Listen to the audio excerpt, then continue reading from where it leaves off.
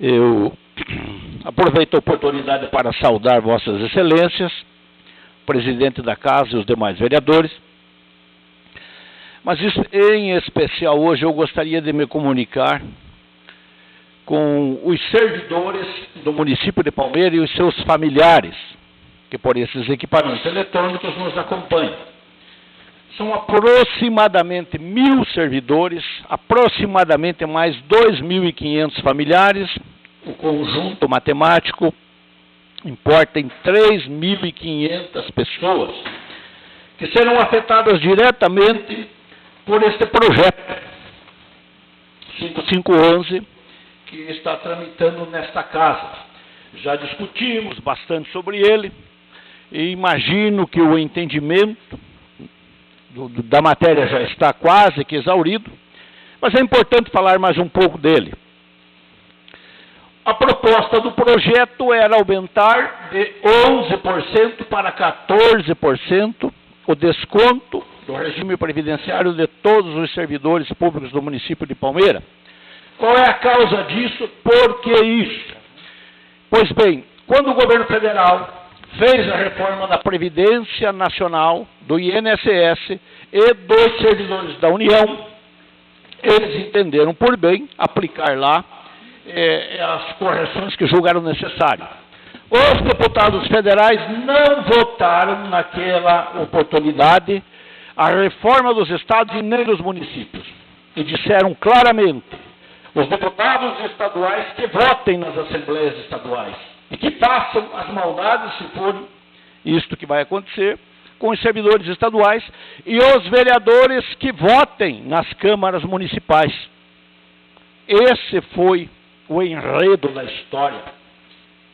Vamos voltar agora aqui para o RPPS de Palmeira. O RPPS de Palmeira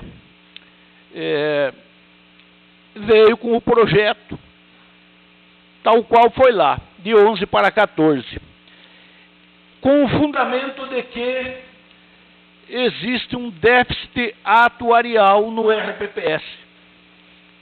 Déficit que eu não vejo de forma nenhuma, déficit que aqueles que defendem essa hipótese não fundamentam, fogem até do assunto sempre, de contar aonde que está o tal do déficit, e fica mais ou menos assim, vamos votar, o servidor paga e tudo fica acertado. Não, não é isso não. Não é isso não. Quais são os problemas que tem a Previdência do Fundo de Palmeira, o RPPS? 3 problemas. Eles têm 3 problemas. Um problema é o quanto a Prefeitura deve para o RPPS, aproximadamente 30 milhões de reais. Não vou nem me alongar aqui discutindo como é que foi que esse dinheiro deixou de entrar nos cofres, mas 30. Este é um problema. Foram os funcionários que fizeram isso, os servidores? Claro que não. Claro que não. Qual é o outro problema que o RPPS tem? O RPPS lá tem uma carteira imobilizada de imóveis aproximadamente no valor de 5, 6 milhões de reais. Imóveis que hoje não valem mais isso. Imóveis que foram pegos em conta. Pegos em conta. A Prefeitura devia para o RPPS, olha, vou te dar um imóvel avaliado em 300 mil reais, que hoje vale 100. Porque o mercado imobiliário hoje não está aquecido como estava naquela. E eu disse, votei contra e disse, fica consolidado em ato. O valor que foi pego naquela época e o valor que vai ser vendido agora. Mais ou menos mais 5 milhões de reais, que estão lá em imóveis. Não geram nada de juro e nada de correção monetária, porque não há o dinheiro internado numa conta bancária. Segundo problema. E o terceiro, alguns dos senhores que estiveram aqui, ou aqueles que viram pelo meio eletrônico, a audiência pública que o RPPS fez a última. O RPPS demonstrou aqui claramente as aplicações dele. Aproximadamente 48 milhões de reais foram aplicados no período retroativo, imagino que de um ano, e agora foi se buscar a colheita das aplicações, de 48 veio para 42. Perderam! Perderam! 6 milhões de reais. Por que que perderam? Eu venho dizendo isso há 10 anos. Eles não são especialistas em aplicações. no mercado imobiliário. Deveriam aplicar em fundo de renda fixa, do Banco do Brasil na Caixa Econômica, que paga 1% de juro, ou que pague 0,6%, que paga correção monetária de 0,3%, 0,4%, mas não correção negativa. Tinham 48 milhões, agora tem 42, perdeu 6 milhões, 6 perdidos, mais 6 ou 7 em imóveis que não valem isso, mais 30 nas contas da prefeitura. É esse o déficit atuarial. É esse o déficit atuarial. Foram os servidores que fizeram isso? Claro que não. Claro que não. Pensei até, alguém esses dias conversando com o sindicato, me disseram, mas não era bom fazer de repente uma perícia, um cálculo atuarial independente? Era, verifica quem paga. Era o melhor que tinha, fazer um cálculo atuarial independente agora, com nós participando, para contar detalhadamente como é que foram os 30 milhões, quando que começou, de que forma que saiu, como é que o dinheiro foi retirado do banco e trazido de novo para a prefeitura, como é que o dinheiro foi descontado do servidor e não foi colocado lá onde tinha todos esses desvios. Era importante fazer um cálculo atuarial para que os gestores, os especialistas, aqueles que orientaram a aplicar, senhor presidente, recurso do fundo em ações de uma companhia de água de Minas Gerais, deu prejuízo. Aplica no banco. Mas nós somos do mercado imobiliário, muito menos os servidores da prefeitura, que são professores, advogados, dentistas, todos os cargos, daí quando são eleitos vão lá para cuidar do fundo. Não são especialistas no mercado imobiliário. Então, esse é o problema. Não foi os servidores que criaram esse problema. Não foi os servidores. Não são os servidores que devem pagar por essa conta e por esse prejuízo. Não é os 3.500 palmeirenses que recebem salário para custear suas vidas ao longo de 30 dias. Não é eles que devem pagar. Eu tive na rádio, eu tive na televisão, eu recebi mais de 600 mensagens apoiando e dizendo que esse projeto não deve ser aprovado. Em função disso, é que fizemos esta emenda. Esta emenda trabalha com a tabela progressiva.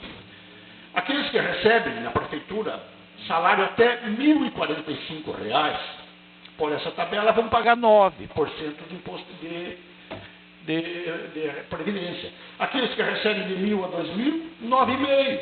De 2.080 a 3.100, 10,5%. Que recebe de 3.000 a 6.000, 11,5%. Já está chegando, passou do que era 11, já passou para 11,5%. Quem recebe acima de 6.000, 13%. Quem recebe acima de 10.000, 14%. E quem recebe acima de 20.000, 14,5%. São 7 alíquotas diferentes. Se somarmos desde o 9 até o 14,5, somarmos todos eles e dividir pelo número de 7, vai dar 11,7. Como a alíquota era 11, vai aumentar 0,7. Numa média aritmética simples. Vai ainda aumentar o que se tinha. Por isso que eu imagino que essa é a melhor das alternativas. Nós podemos até não votar essa emenda, derrubar essa emenda, paralisar com esse projeto, fazer a perícia, fazer as reuniões, que é o que eu gostaria, porque daí vai aparecer tudo. Aí vai aparecer tudo, e é um momento bom agora para aparecer tudo isso. Ou nós podemos derrubar essa emenda, votar contra ela, e votar contra o 14, e derrubar tudo. Derrubar tudo. Quando alguém diz, e as certidões? O governo federal não vai mandar certidão se não votar. Claro que não. As certidões estão associadas à regularidade daquela atividade. Se você não fizer a prestação de conta adequada para o Tribunal de Contas, não receberá a certidão positiva do Tribunal de Contas. Esta certidão aqui está relacionada ao déficit. Se o município não recolhe, faz essas mazelas que fez aqui e torna o fundo insustentável, ele não vai ter uma certidão de regularidade previdenciária, porque não há regularidade. Há problemas, mas não são problemas feitos pelos servidores, não. São problemas feitos por um monte de outra gente.